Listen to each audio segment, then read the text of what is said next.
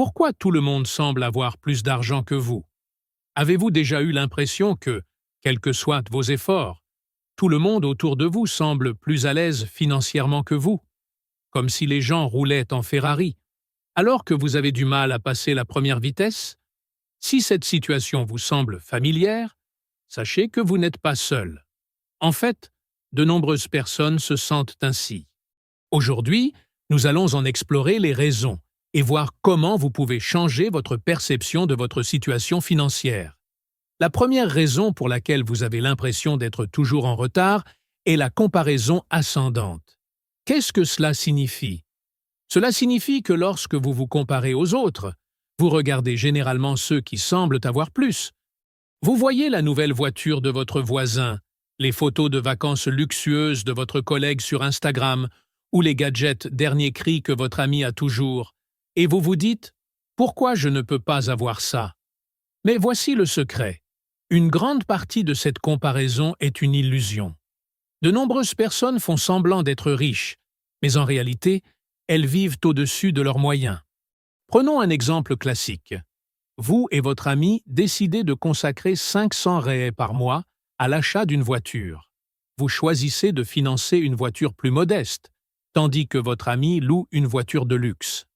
Il semble s'en sortir en conduisant une voiture flambant neuve, alors que la vôtre est plus simple. Mais au bout de 3 ans, vous avez une voiture remboursée d'une valeur de 20 000 réais. Et votre ami?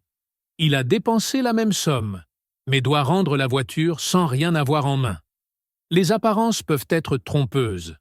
Il en va de même pour les dettes. La plupart des personnes qui semblent mener une vie glamour sont endettées jusqu'au cou, en particulier sur leur carte de crédit. Au Brésil, de nombreuses personnes reportent leurs dettes de mois en mois, en ne payant que le minimum, ce qui crée une illusion de prospérité, alors qu'en réalité, elles s'enfoncent de plus en plus. Un autre point qui vous donne l'impression d'être à la traîne est le fait que vous n'êtes pas au clair sur ce que vous appréciez vraiment. Si vous passez trop de temps à vous concentrer sur ce que les autres ont, vous finissez par perdre de vue ce qui est important pour vous. Et c'est essentiel, non seulement pour les finances, mais pour la vie en général. Je vais vous raconter une histoire. Il y a quelques années, lorsque j'ai décidé de quitter mon emploi pour étudier et poursuivre une carrière que j'aimais vraiment, j'ai vu beaucoup de mes amis gravir les échelons de l'entreprise, obtenir des promotions, acheter des maisons. À l'époque, je me suis senti un peu perdu, comme si je faisais un pas en arrière. Mais je savais que la voie que je suivais m'apporterait plus d'épanouissement personnel à l'avenir. Et aujourd'hui, avec le recul, je constate que j'avais raison à 100%. Si j'avais suivi leurs traces uniquement pour m'intégrer, j'aurais été malheureux et démotivé. Il en va de même pour vos finances. Si vous ne savez pas ce qui compte vraiment pour vous, vous serez toujours en train de vous comparer aux autres. Pour certains, les dépenses en vêtements et en technologie apportent de la satisfaction. Pour d'autres, ce sont les expériences qui comptent, comme les voyages ou l'investissement dans l'apprentissage. Ce qui importe, c'est que vos décisions en matière de dépenses correspondent à vos valeurs et non à ce que font les autres. Troisième point, vous n'apprenez pas des autres. Au lieu de vous sentir mal lorsque vous voyez quelqu'un réussir apparemment mieux que vous, demandez-vous « Qu'est-ce que je peux apprendre de cette personne ?» C'est une astuce mentale qui change complètement la donne. Lorsque j'ai commencé à voir des gens gagner de l'argent en ligne, ma première réaction a été le scepticisme. Comment font-ils? C'est sûrement de la chance, me suis-je dit. Mais au lieu de me laisser dominer par l'envie, j'ai décidé d'apprendre d'eux. J'ai commencé à parler à ceux qui réussissaient, et j'ai découvert que ce n'était pas de la chance, mais de la stratégie, du travail acharné et de l'apprentissage.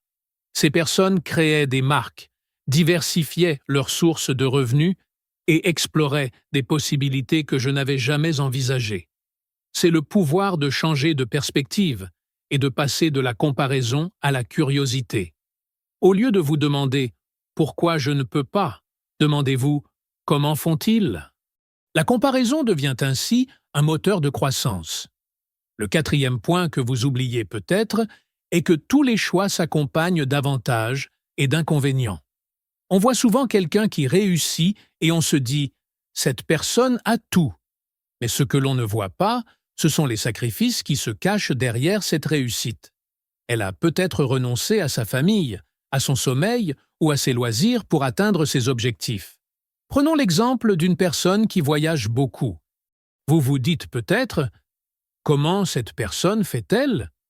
Mais ce que vous ne voyez pas, c'est qu'elle vit peut-être dans un endroit modeste, qu'elle a réduit d'autres luxes ou qu'elle économise dans divers domaines de la vie pour réaliser ce rêve. Chaque choix a son prix. Et ce que vous voyez sur les médias sociaux n'est qu'une partie de l'histoire. Un autre point important est qu'au lieu de se concentrer sur la compétition, on peut obtenir davantage en collaborant avec les autres. Nous nous sentons souvent poussés à faire mieux que les autres, mais la vérité est que le travail en commun peut donner des résultats surprenants. Je me souviens d'une fois où j'avais presque terminé un projet personnel et où j'ai découvert qu'un ami avait déjà lancé un projet similaire. J'ai d'abord été découragé, pensant que j'allais devoir entrer en compétition. Mais au lieu de cela, j'ai pris contact avec elle, lui ai proposé un partenariat et nous avons fini par créer quelque chose d'encore meilleur ensemble. La collaboration peut ouvrir des portes dont vous ne soupçonniez pas l'existence. Enfin, il se peut que vous ayez perdu de vue votre propre personne. Quand vous êtes-vous arrêté pour la dernière fois pour vous demander si vos dépenses vous apportaient vraiment du bonheur? Nous nous préoccupons souvent tellement de contrôler les dépenses et de respecter un budget que nous oublions de nous demander « est-ce que cela me rend heureux ?» Une partie du parcours financier consiste à apprendre à concilier épargne et plaisir.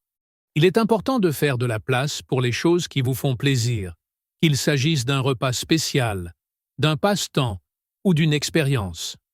Lorsque vous dépensez pour ce qui vous rend vraiment heureux, il est plus facile d'apprécier votre propre trajectoire et la comparaison avec les autres perd de sa force.